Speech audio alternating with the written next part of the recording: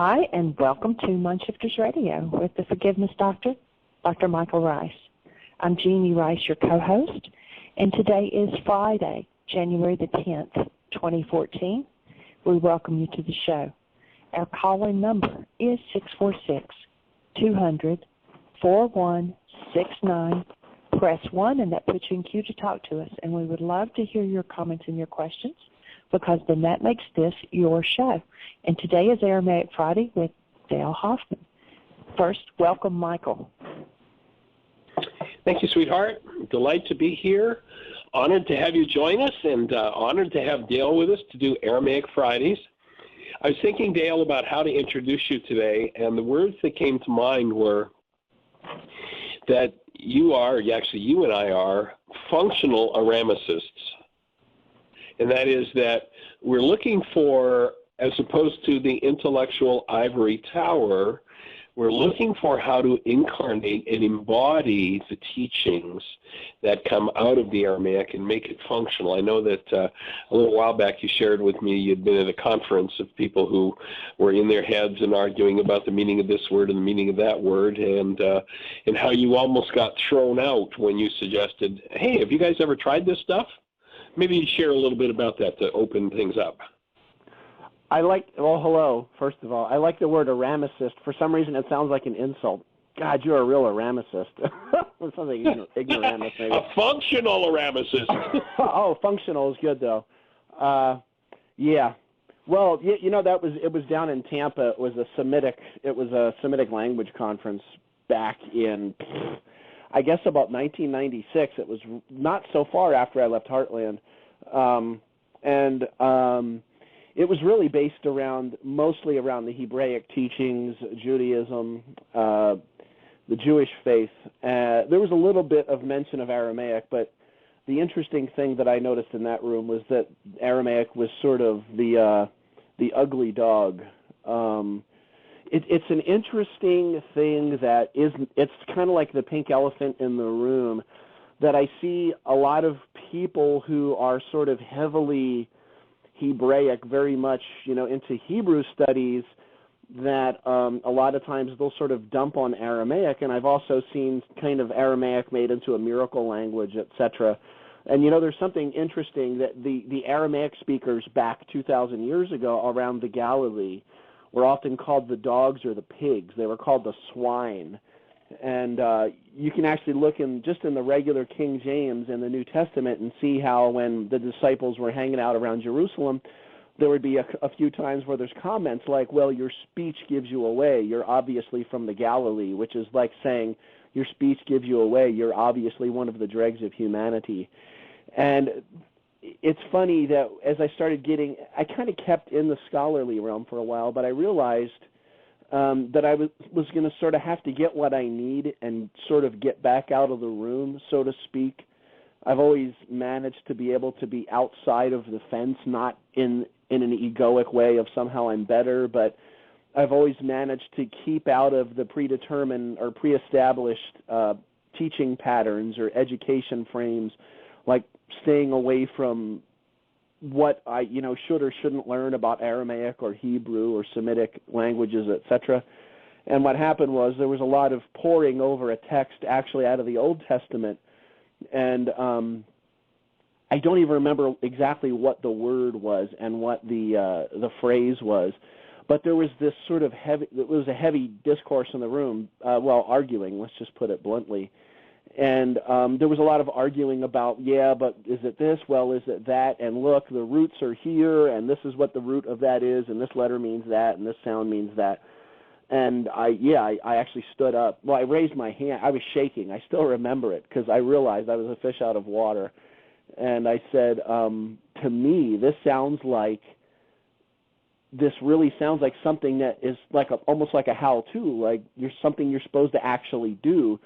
And from my take on this, talking about like having a concept or a relationship with the concept about it and arguing what it does or doesn't, mean is kind of secondary. What should be the primary thing here is that you try it. Have you actually tried this? Just try it. It's obviously a process. Try the process. If the process doesn't work, then your translation is obviously off.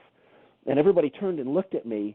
I still remember the heat on my face, and literally they looked at me like I had lobsters crawling out of my ears, and I never said another word. It was a weekend conference, and that was pretty early on a Friday, and it went the rest of Saturday. It went. It started on Sunday. It started on Sunday and went to Monday. It wasn't on Saturday. Yeah, and everybody looked at me like, okay, who is this kid? And they basically just kind of scoffed and laughed and went back to what they were talking about as if I didn't exist. And it was an interesting experience for me, but I realized I wasn't going to get it on the page, that it was beyond what was on the page. And that's why, and I say it all the time, I said it last week, I say it constantly, I'm so grateful to have begun with the experiential aspects in terms of what forgiveness actually is, rather than obsessing and grokking about the words on the page. While I may, spend some time obsessing with what's written down on the page, what's most important to me always is, how do I live it? How do I put it into practice? And if I can't figure out how to put it into practice, then obviously something's off in the way I'm understanding it or translating it. And there's just no,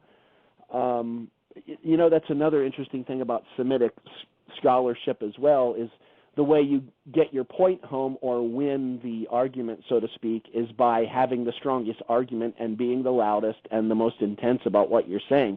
There's no ownership in terms of my inner dynamics that I'm somehow making you have to pay for, and I'm making you wrong and putting you down.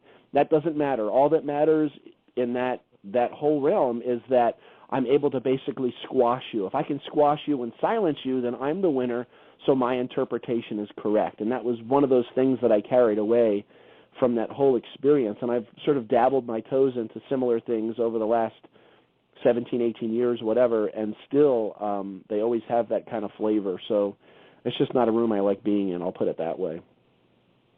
Well, it's interesting. You hear Yeshua saying the power of life and death is in our words, and if you look at the descriptor, the word that tells you what that process you're describing is, it's debate. And the root of the word debate means to beat. I mean, to literally to beat on. And so, who needs to debate? Can we talk about where we're going with this and how it functions? And, the only place with translation works that I've seen the criteria for determining the accuracy of the translation was out of the Kaboris Manuscript Foundation. To finalize the translation, we had to take him to the classroom, and did it work? If it doesn't work, it's not accurate. You can get all the scholars in the world to, in their heads, agree with something, but if none of them have ever tried it, none of them know what it means. It's only when we actually put it to work that it really becomes functional. And it's interesting, that concept of the Aramaic being, from the pigs and such. A couple of years ago, we were in South Florida, and we were introduced to a rabbi there of a fairly large congregation. And he invited me. He heard about what I was doing, knew that my roots were Yeshua in Aramaic in the New Testament, knew that I worked with the Kaboris manuscript. And so he invited me to his home to have a conversation about presenting to his congregation. And he invited me in, sat down, offered me some tea, and I started to talk about the Aramaic and the roots of the Aramaic and how we were looking to verify translations by the functionality of it. And this guy was about 6'7", really big guy, and we're sitting at the table, and we're talking for about 2 minutes. He stands up, and he throws his arms out and, invites me to stand up. And, there aren't too many people that I feel small beside, but I felt small beside this guy. And he gives me this big bear hug, and he says, "Let me give you a schnuzzle." And he goes on to say that it's known in the Hebrew world that all of the wisdom keepers were Aramaic. All of the wisdom keepers, they were his words. All of the wisdom keepers are Aramaic. And it took about 2 minutes of conversation saying, this is what we're working toward, and this is the original Aramaic meaning of forgiveness. He's like, I want you to present to my congregation. And the only caveat that he had, he said, I want to be able to go back into my own synagogue and speak. And I'm going to be taking it on my neck that I'm inviting you in. The only thing I'm going to ask you not to do is use the word Christ. So other than that, I love everything that you're saying. And we ended up going in. We actually did their Shabbat service. We did the message at their Shabbat service on Friday night. And then 2 or 3 days later, we were actually at the Holocaust Museum in Fort Lauderdale. That's where they set it up for us to do the Why Is This Happening to Me Again workshop. And I did the whole Why workshop based totally on the the Old Testament Aramaic. I didn't go into Yeshua at all. And you go to Job, and he concludes, that which I feared most has come upon me, and recognize that, I'm creating what happens in my life. I need to take responsibility. And, we're speaking in the Holocaust Museum, and it was a challenge for me as to how far am I going to go with this. And we ended up, the whole group, doing some forgiveness work around what part in us created the Holocaust. And it was one of the most powerful, and after that workshop, I went into one of the deepest healing crises I've ever been in. It was absolutely amazing. So the Hebrew world knows that the Aramaic is where the wisdom is. And, of course, if you face the wisdom, then you have to use it. If you use it, you got to look at yourself. And it's a whole lot easier to be a Pharisee. And I love Yeshua's definition of the Pharisee, and that is you keep the inside of the outside of the cup and the platter clean, but in your inward parts you're filled with hostility and fear. Of course, the Greeks translated as ravening and wickedness, but basically hostility and fear on the inside while trying to pretend everything's cool on the outside. And I think that your whole descriptor there, that conference, is speaking about the Pharisaical mind. And, of course, each one of us that lives in that mind, our invitation is let's let loose of it. Let's actually get down to how do we make this work in our lives. And I appreciate the fact that that's your pursuit.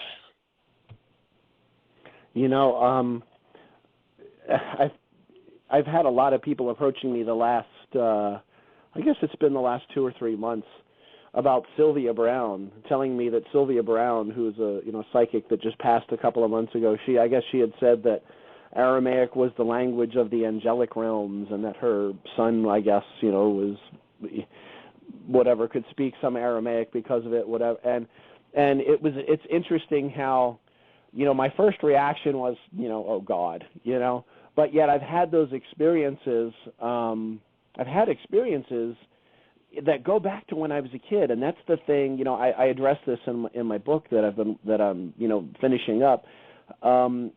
I had these experiences of these sounds, and those sounds were Aramaic, and I'm talking when I was 7 years old. And I get people approach me all the time, dozens of times per year, and they say, look, I've been having this dream for blah, blah, blah years or whatever. And I remember the first time somebody came up to me and said this like 15 years ago, and I was like, oh, get out of here, lady. You researched this, and you're making it up. Because she gave me a specific phrase, and it was Aramaic, and I'm going, where did you get this? She's like, I got it from my dreams. I'm like, yeah, okay, sure. And I was like, oh, that's great, yeah, oh, your dreams, oh, good. But then it kept happening, and it kept happening, and kept happening. And sometimes, their inflection may be off, the pronunciation might be off. If you you put your consonants and your vowels backwards, it goes from Aramaic to Hebrew in a lot of cases, rucha, ruach, things like that. And it's been intriguing, though, because all these years later, I still get constant inquiries about this sort of primal language. And I've been real deep into Coptic Egyptian and going back into Phoenician, going back into Canaanite, look over across the Sanskrit, look at Greek, look at Akkadian. And it's funny how the roots that I hear in Aramaic, the roots that make me pop, which is funny. One of the great blessings for me to have as an English speaker coming to Aramaic as a second language rather than being birthed up with an Aramaic is I'm able to see its quirks, and I'm able to look at words. I can actually look at just the Aramaic letters within a phrase, and I can see the common roots. And then what I'll do is like the root phrases, like the sound chud, which means one, and I'll see it pop up in different places. And Yeshua was so brilliant with the being able to like do word plays in Aramaic that don't translate into Greek. He would like use the same, like rucha, talking about wind, and then he would say rucha translated at, the wind comes, when he's talking to Nicodemus in John 3, Yochanan 3, he says the rucha comes and goes, you don't know where it's coming from or where it's going to, but you hear its voice, you can hear its voice. And then he says, as it is with rucha, the same word. And that second one was translated as spirit, which is unfortunate because the problem with the word spirit is it's a masculine word. Spiritus from the Greek, or the Latin, I think I talked about it last week, means that hot air, on my arm, that physical breath. But that word spiritus is one that would have been really foreign to Yeshua at the time. It was just barely making its way into his region, spiritus. The word that he would have understood was the Aramaic rucha, possibly the Greek pneuma, which means underlying substance. And what's important about that is rucha in Aramaic is a feminine gendered term. It's not about the physical air, and it's not about the physical breath. It's actually what rucha means by being feminine. It means that it's something, it's the movement. It's not the physical thing, it's the actual movement of it. He would have said essentially, the wind comes, you don't know where it's coming from or where it's going to, as it is with breath. And he would have gone, he wouldn't have been flapping his arms like a maniac in the wind trying to make them understand the word spirit, because in their mind the word spirit did not yet exist. Breath hadn't been disassociated from what we today think of as spirit. We think of those as two separate things. First century, it was one understanding, and that gets me thinking about Archdeacon Shamoun, where they were trying to blast through all these translations. And he's like, hold on a sec, working with the Khabouris manuscript. This is from the Assyrian Church of the East, the Archdeacon. And here he is going through all this stuff, and they hang up, of course, on the word neighbor, kerub. And he's like, well, hold on. I see what's happening. You all are looking at those new dictionaries, the ones that were from, the 5th and 6th century, that were written by the Muslim invaders. We have to go back to be in fidelity with the meaning and the understanding of those Semitic people in the 1st century to understand what that means. And neighbor in the 1st century didn't mean someone next to me. That word neighbor in Aramaic is one of the words for hand. And what it means is anyone it means obvious. It means anyone that comes into my attention. Technically, kerub doesn't even just mean any person that I think of. It actually means any object of my attention. So then all of a sudden, love your neighbor as yourself, self, napsha in Aramaic, breath of life, becomes not just the person next to me, but it becomes anyone I think of. It also becomes the plants and the trees and the water and the environment and the air, one singular unified system. And it's so much deeper than just love your neighbor as yourself, because people will say, well, what if I don't love myself? And it brings up all these quagmires. You look at it, you just boil it down to Aramaic. There it is. It's clean and it's clear, and it pops. And for me, that's what I'm pursuing. If anything, I'm looking for what pops. And when it pops, you know it. It's unmistakable. That's cool. And, the feminine being that which is back of and superior to the physical, that there's always a cause to the physical. And in Aramaic, of course, cause and effect are one, but the feminine reference referring to the cause aspect of the expression. And one of the things that, when we're talking about language, when we were in Europe recently, of course, we're exposed to people speaking so many different languages. And what really struck me was that I would hear somebody who's speaking Swedish or Danish or Italian, and I'd listen, and it's like, this doesn't mean anything. This is all babble. It means something to the people who are speaking it, but let's scratch our heads for a minute and think about this. What does it mean? Is there any primal source for it? Or is it just words that people made up for things, and who controls what words mean what? Where's the primal? Where's that which is back of and superior to? And what clicked for me is, there's the Tower of Babel story. I believe Aramaic probably is the language of the angels, and probably the direct frequency from the Creator that we turned into words, the feminine aspect being back of and superior, and we turned into words, but they are words based in those primal frequencies, which is why, as we were talking about last week, Tannen is doing the work he's doing with the shapes of the letters, and the rest of it. I mean, I don't care. We're speaking Babel right now. You know, the words, the little flap of skin in my throat that moves resonates brain cells in you, and if it's the same brain cells, we've got some, you know, agreement, and if it's different brain cells, then of course, you know, you're off in somewhere a different land than I am when we're doing Babel. But when we get back to that original Aramaic, which has back of and superior to it the fact of creation rather than the Babel that men made up, and therefore are all, you know, I think it was Winston Churchill that said we have the privilege of being separated by a common language. And so for the average person speaking Babel on the planet today, that is most of the languages on the planet, whatever fires in my brain cells is my meaning for it. Whatever fires in your brain cells is your meaning, and somebody else. Everybody's reality is unique and individual. But going back to the primal that comes from Source, there is that cause level, that which is back of and superior to the expression level. And to me, that's the reason to go back and understand why there is so much how-to. I know that I can remember the day that I was working. It was actually the third time I was writing the Beatitudes out longhand from the dictionary in the back of the Enlightenment book. And it was like, bingo, this is an instruction set.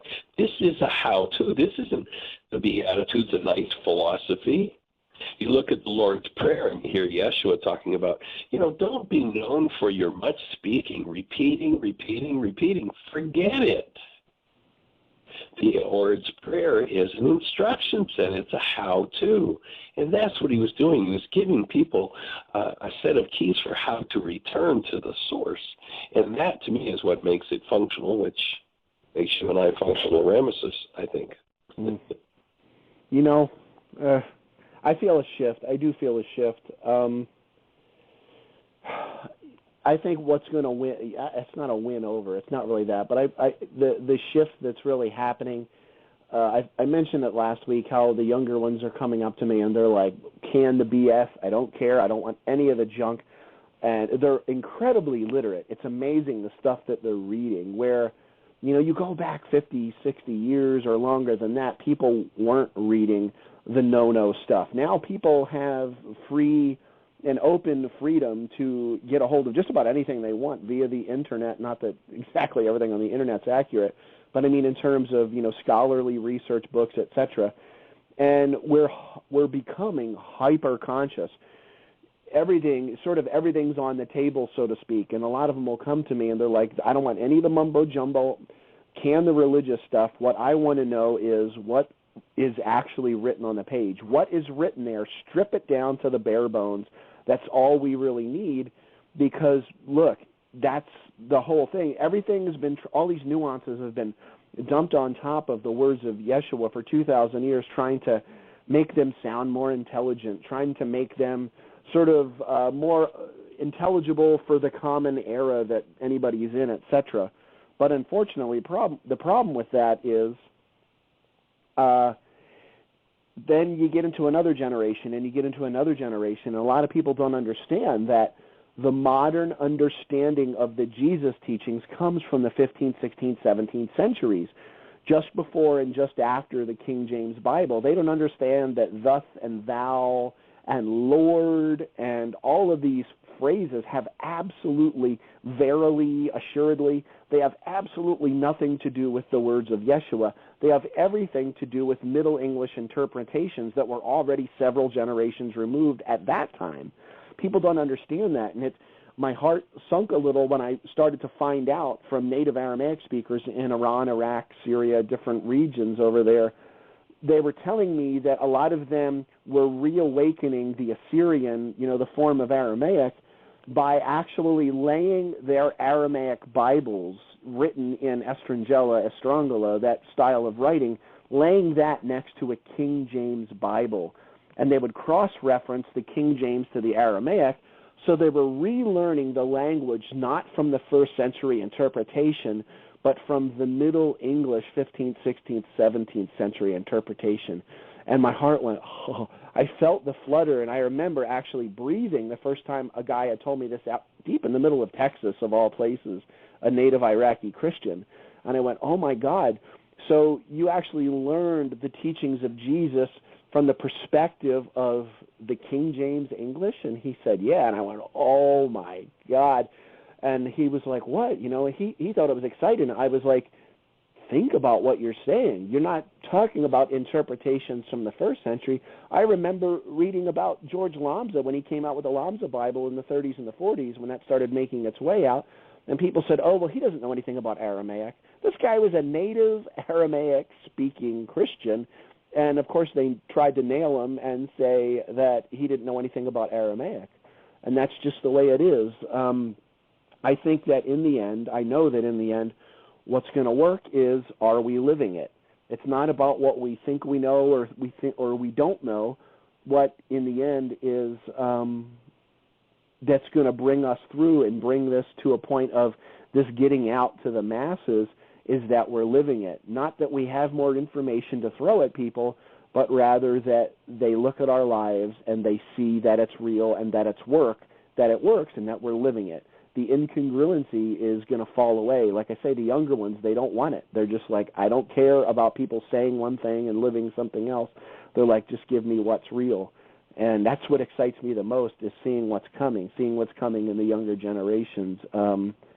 The future's bright, and it keeps getting brighter and brighter and brighter, and it's awesome to see it. The unbrainwashed. Yeah, exactly. That's exactly it. They're clear. And that doesn't mean they don't have issues. We've all got our stuff, but, yeah, it's beautiful. I had an interesting conversation yesterday. There was a gentleman who'd done some of our work several years ago, and he called me to let me know that he had become Muslim, and how, you know, it was the next upgrade that came through Muhammad in Arabic. And I said, well, I got some bad news for you. Muhammad spoke Aramaic, and the Quran was originally written in Aramaic. Oh, no, I've been studying with the best scholars and the this and the that. I said, well, I'm just reporting the news. Go check it out for yourself. It was Aramaic. It wasn't Arabic. Arabic is a derivative language, just like Hebrew is a derivative language. And it's interesting, I hadn't realized that little nuance where, it moves from Aramaic to Hebrew and it's turned backward. Yeah, basically, yeah. Hebrew, Aramaic, Hebrew, Aramaic, and Arabic, they're three sides of a single coin. They're three shades. And what's funny is, absolutely, the Quran was originally written in Aramaic. Most scholars would know that. But I make the joke that if you want to learn Arabic, learn Aramaic and then drop your ahs at the end of the word. In other words, Allah becomes Allah, ruha becomes ruh, nafsha becomes nafs. And in Hebrew, it's sort of backward in another way. Nafsha is nafesh, ruha is ruach.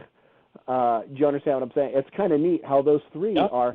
And that's the thing, I talked about it last week, that's the thing that's mind-boggling, is these are the Hebraic, let me put it this way, the Jewish, the Christian, and the Islamic extremists are the three most intensely warring and fighting factions on this planet. It's amazing, and they're all part of one singular tree. If we could just get down to that and understand it's not that one perspective is more important than the other, it's that we're living from the tree and we're coming from a place of putting it into practice, not arguing about the concepts, but showing through our lives that we're living it. And you know if someone's living it or not because you can feel it. And that includes ourselves. But, of course, ourselves is sometimes the most difficult to swallow, put it that way. Well, and the reason for that is, of course, the Aramaic definition of the word Satan. which I love to bring into the show regularly because it's such an important concept to recognize that Satan in Aramaic is not a capital word. It's not the name of a dude with a red suit, a tail, and a pitchfork. It means the resistor, one who misleads. And when one lives in the state of denial, which is talking about somebody else as though they're cause of what's going on inside of them, and someone brings them truth, their stress goes up. And when truth shows up to someone who's in blockage of truth and stress goes up, most people's stress is attached to getting rid of the source of the information they don't want to look at and don't want to deal with. Instead of, let's get out of that resistance.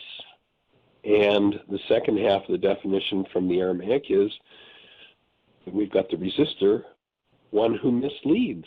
And so the person who's in resistance to being responsible for the trauma, the drama, the pain inside themselves, always has a story about how Charlie did it to me, Bill did it to me, Dale did it to me. Somebody else's fault. It's got nothing to do with me. And that's the real being trapped in Satan and virtually the whole world. If you listen to the language of the whole culture, it's all trapped in Satan. They're in resistance to responsibility, and they're misled into believing that what's going on inside themselves is everybody else's fault. And therefore, it becomes unresolvable. The teachings become non-functional, and now they become a belief system that people are willing to beat somebody up over in the name of someone who said, even to your enemy, love those who hate you, do good to those who despitefully use you. This gentleman that I was talking to yesterday, who's a really sincere seeker, and, as I say, he'd called me to let me know he'd become Muslim and wanted to inform you about some of the Muslim ideas, was sharing with me that, in that world, our instruction from Muhammad is if somebody is after you to kill you and, is right in the moment of killing you and puts their sword down or their gun down and stops, you're not allowed to harm them. And it's like, well, why don't you check out Yeshua, because he's got an upgrade to that idea. He says, you hold a condition of love in your mind. You hold Rahma for them, as opposed to, and then you move forward and you bring that into behavior. You do good toward them. And you want to see how to change the world in a functional way. That's how it's going to happen. And if we can just get the brain cells into enough minds, and, even if it weren't the person with a gun at someone's head ready to kill, if one could live that teaching with their spouses, with their children, with the literal person who lives next door to them, would actually bring forward, take responsibility for maintaining the condition of love and bringing forward in behavior something loving toward that person, how different would our world be?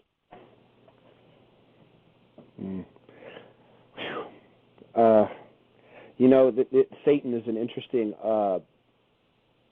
Satana in Aramaic. Literally, even if you look in the King James, the definition is essentially there. And he gave it to us in several different understandings. He was trying to say a house divided against itself, a city divided against itself, a mulku, the feminine state of being divided against itself cannot stand. And that's it literally. It means a being divided against itself. And funny that the sister word in Arabic is jihad, which means inner spiritual turmoil. And there's two different levels. With all the studies I've done of the jihad, or the Quran in the last 20 years, the thing that was really intriguing to me was that there's the inner jihad, or the higher jihad, and the lesser or outer jihad. And it's so clear in there, what Muhammad says is that you must first align the inner jihad before you project that out. And that's the catch. If you're aligned within and you're not fragmented, you're not in that dualistic state of being, there is nothing to project out. So when you see these extremists that are screaming whatever jihad in the name of Allah, this is a strong statement, but it's clear. All you need to do is read the book. Read it in several different translations. Get lots of course, they say if you're not reading it in Arabic, you're not reading the original, but I'll get back to that. And it says very clearly, and that's the funny thing, is the fundamentalism is actually a blasphemy against Allah. It's a blasphemy against what's written in their book. And here's the thing. The Quran was actually originally written in Syriac, which is Aramaic. It's a form of Aramaic. And there's lots of sticker words in the Quran from beginning to end. There's dozens and dozens, some say hundreds, that they were never able to properly translate. So they actually created slightly different meanings in Arabic, and those meanings were passed down. So what happens is what we have, and it's not debated as to whether it was originally written in Aramaic. This we know it was originally written in Syriac. But the problem is when they didn't quite grasp the meanings, the Syriac, the Aramaic meanings, they twisted them slightly. And that's what's carried down today as the real Arabic meaning, when unfortunately the real Arabic meaning is not the original. It was actually Syriac. It's the same thing with the teachings of Yeshua, whether it came from a written source, which in most cases, Matthew especially, the Gospel of Matthew, in most cases it was from written sources, though we don't have those. The reason we know it is we can look at those supposed Greek originals, and they have these written Aramaic idioms all over them. Aramaic is spoken slightly different than it was written, especially in the first century before that transition when Syriac went far and wide, that what we would know of as biblical Aramaic, it was written slightly different than spoken. And if it was from a spoken Aramaic source that it was written into Greek, we know he spoke that they in that region, that the lingua franca, the dialect, was Galilean Aramaic. If it came from a spoken Aramaic source, it would look different in those supposed Greek originals than it does. What actually it has all over the supposed Greek originals is idioms and syntax and manners of speaking, slang, etc., that come from a written source, and they don't make any sense in Greek, poor in spirit. I can't imagine, I cannot even imagine someone as conscious and awake as Yeshua as using the phrase poor in spirit. No one that is that connected in with the cosmos, with the singularity of being, would ever say that anything or anyone could ever be poor in spirit. There's a word in Arabic, fakir, which means like a spiritual poverty. And even that doesn't mean poor. What it actually means is a vacuum. It doesn't mean poor as in lack. It means that I'm an open vessel. I'm open and spacious so that the one can fill through me. And it's funny that just those little fly specks over between the second and third letters of the word takes it from miskin to maskin. You know this, in the Aramaic, which doesn't mean poor as in lacking. What it actually means is empty as in open. And what's funny is that word emptiness also means home. So it doesn't mean poor as in lacking, maskin, poor in spirit. It means empty as in open in spirit. And in that openness, we find our true home. Maskin means empty. It also means home or sanctuary. And then, of course, spirit was a masculine, physical Latin term. That word spirit in Aramaic means breath. And it's not just breath. It's all of those expansive and contractive forces of Allah, of Ruha, of that expanding contraction. That includes breath, it includes spirit, it includes energy, it includes wind, it includes magnetism and solar flares and anything we can think of. What it's talking about is those eternal forces of Ruha. And if we can get into that, understanding that it's not about being poor in spirit, but rather that it's about being empty or home in the emptiness of our own breath. And I tell people, go get a Bible, get an English Bible, cross out the word spirit coming out of Yeshua's mouth, and in almost every single case, he wouldn't have been talking about this disembodied spirit that we think of in the modern understanding. He would have been thinking of the personal, experiential, conscious breath. And you don't see that. The only time you see breath is him breathing on the disciples in John 20:22. And you and I have had many discussions about this. If it said napak lahun, that la sound, lamed, the letter lamed, in the first century meant on, toward, or at. What's unfortunate is that today the prefixes are all jumbled up in Aramaic and in Syriac. So the L means the lamed means the same as the bet or the bait. And in the first century, they were clearly separate. The lamed meant on, toward, or at. This is something that was uncovered by Archdeacon Shamoun from those early Aramaic texts. The bet, if it was napak bahun, it would mean that not that he breathed at or on them. Of course, him having all the power of the Holy Spirit said, Jesus, breathed on them and said, receive ye the Holy Ghost, and here comes this garlic breath. What it actually says in those Aramaic texts and in the Kabbalah is napak bahun. Now, bah in the first century, the bet, didn't mean on, toward, or at. It meant with, within, or through. So what that actually said in the first century, and even in those second century texts, it says that Yeshua breathed with them and said, receive Rucha Bekudsha, the all-embracing breath of God. So now the power is not his to breathe on them, which is, of course, a Roman. That's a Roman and a Greek idea, but rather that essence, she who undoes the effects of our errors of ways of being and thinking, Rucha Bekudsha, the feminine force that's within each of us that's activated by our own conscious breath, that's what he was giving to them. He was giving them the realization that this conscious breath is in you, and when you breathe consciously, she can move through you, and that's how forgiveness happens. But, of course, if he has the power, we have none. And, of course, if he's only begotten, then he was lying, because he said, you can do all that I've done and even greater things, which means that if he's only begotten also, we can't accomplish what he says anyway, so what's the point? Throw it out the window. But unfortunately, it was just bad translations, which, of course, you know. I get a little excited about these things, so...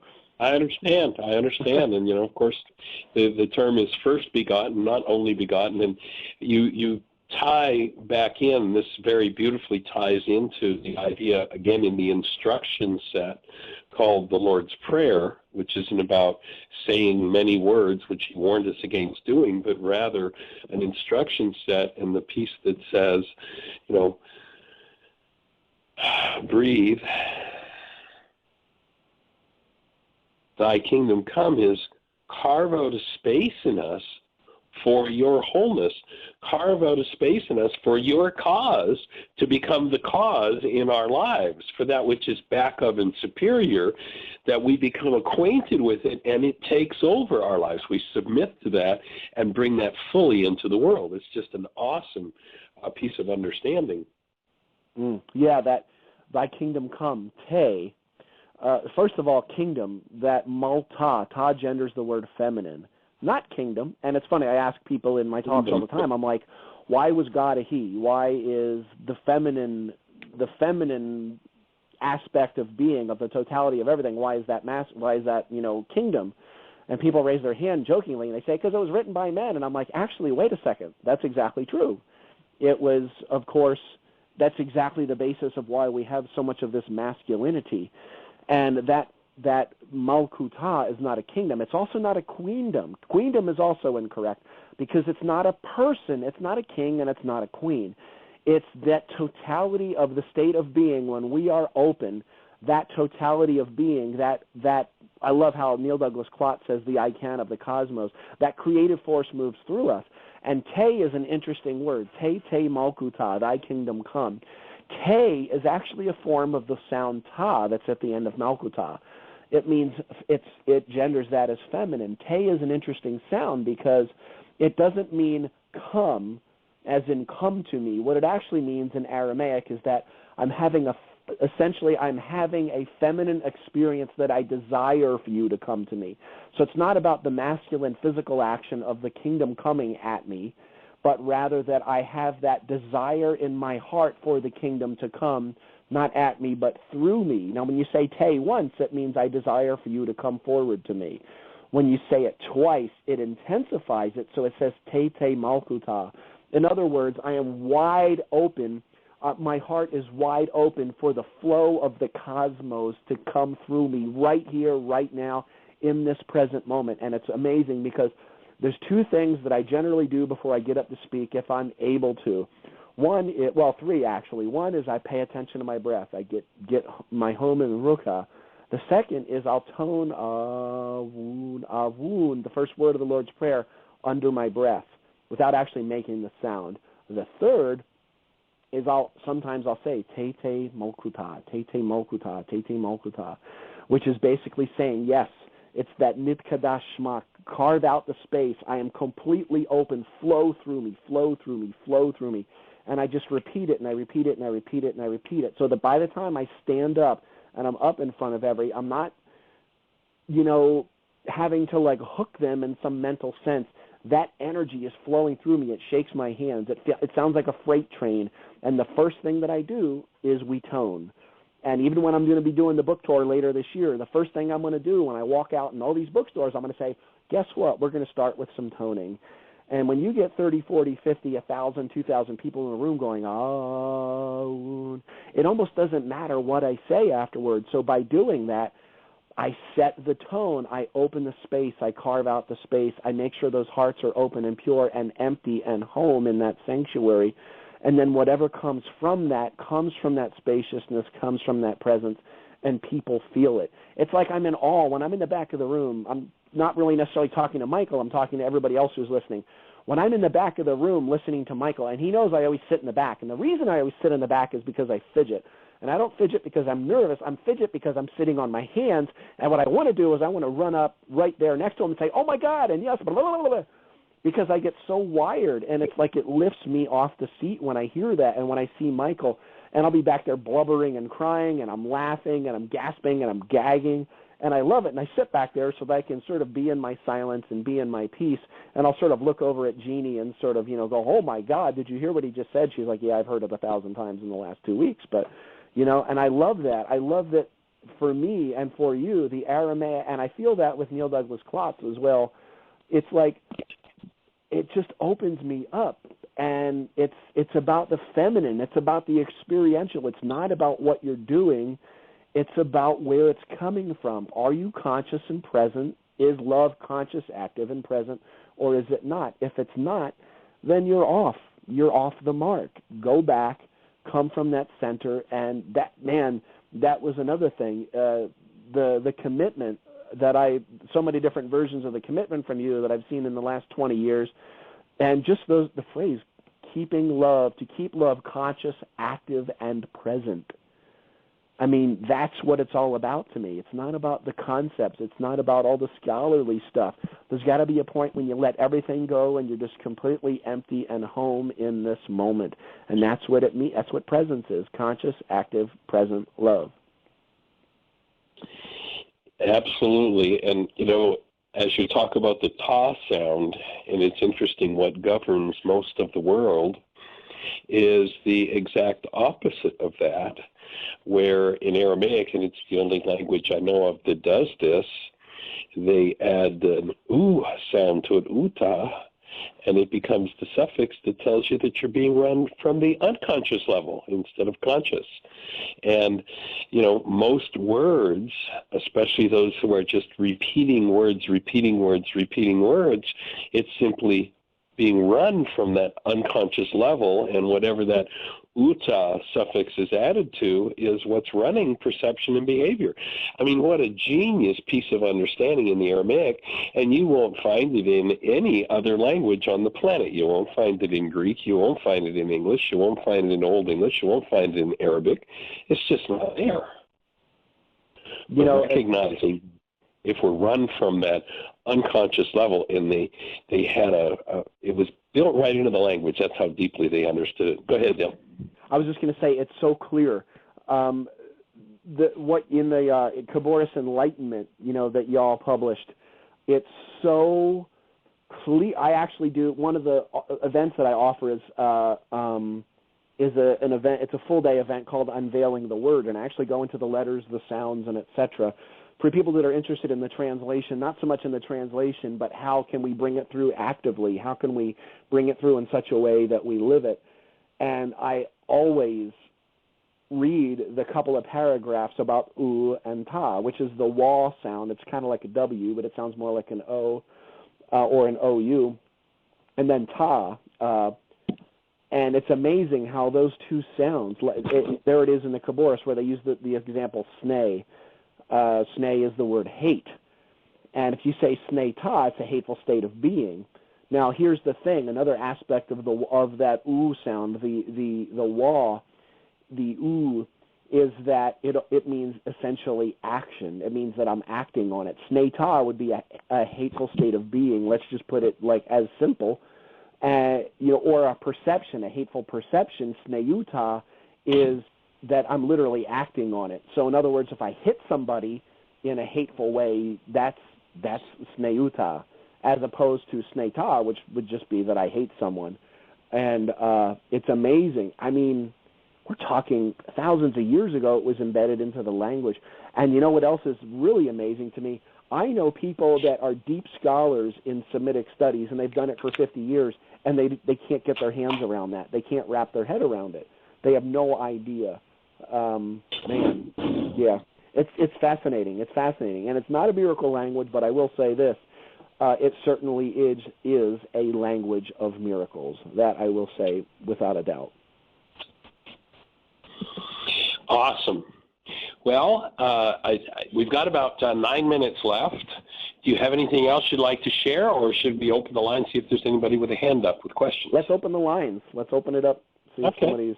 I think Dr. Tim is there. I don't know whether he's got any questions. I know we talked about this on the show yesterday. One of the tapes that they played at the study group was one of yours. So, Dr. Tim, are you with us?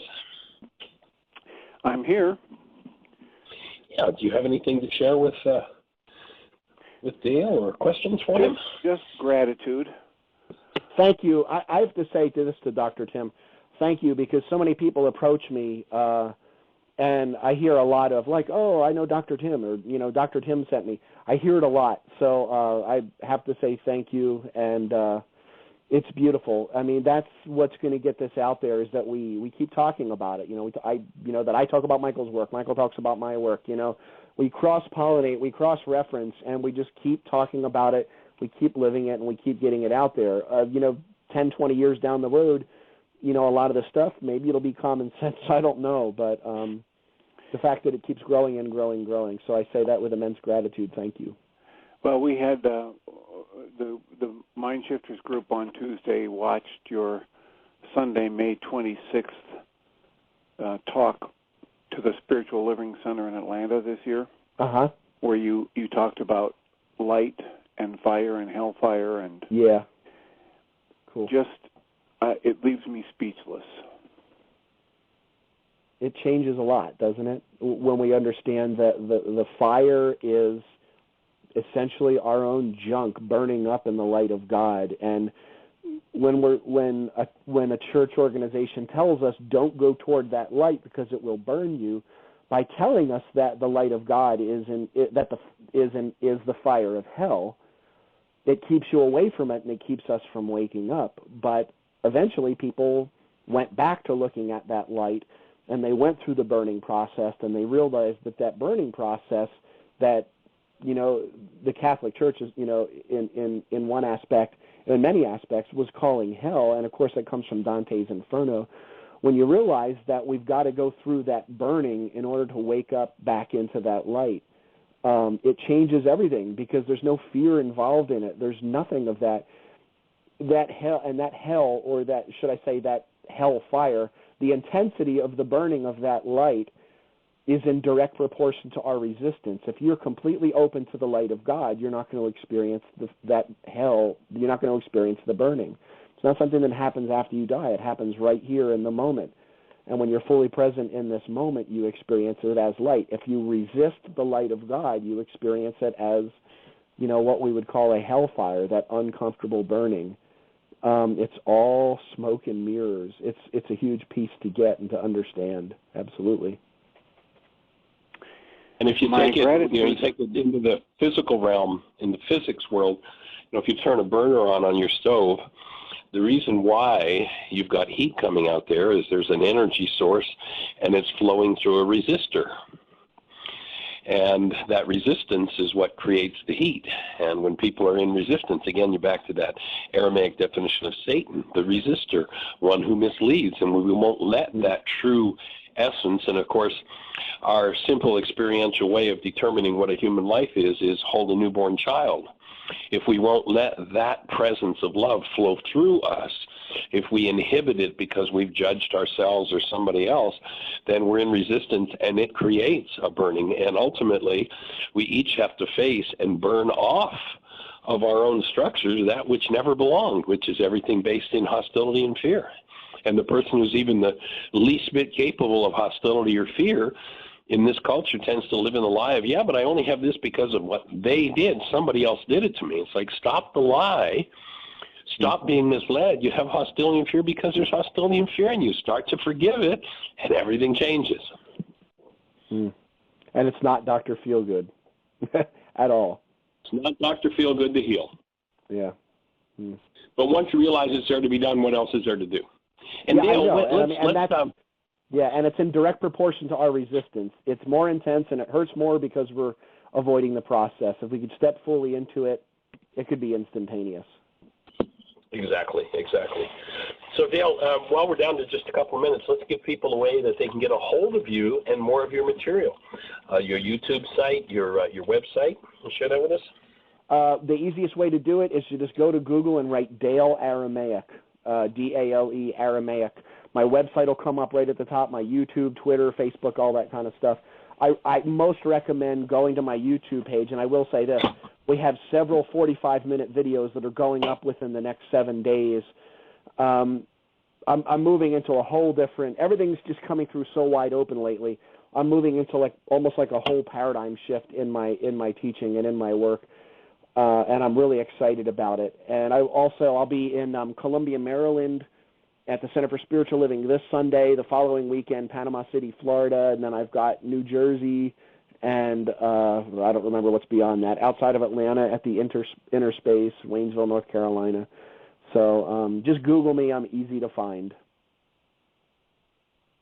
Awesome. And what's the time frame looking like on your book? It'll most likely be the last quarter. I'm sort of in the actually, right now I'm in the don't look at it, don't touch it phase for a couple of weeks, and then I'm going to go back to it and see what I've got. And, it's exciting because when I sat down to write, I had a certain idea in mind of what it was going to look like, and it came out nothing like what I was expecting. And I'm excited, actually. It's very clean, but it's also very profound. And it starts right off at Heartland. That's the first chapter, so that's pretty cool. Isn't it fun when you allow yourself to be taught? You carve out that space for wholeness to show up in you, and it shows up, and all of a sudden you go, oh, my God, I didn't know I knew that. Anyway, we're down to the last few seconds, so we're going to have to close the show. Dale, we really appreciate you a lot. Thank you for joining us and sharing your wisdom, your journey, your studies with us. And we invite everybody to please give the greatest gift you can possibly give to the world. Have the best year yet of your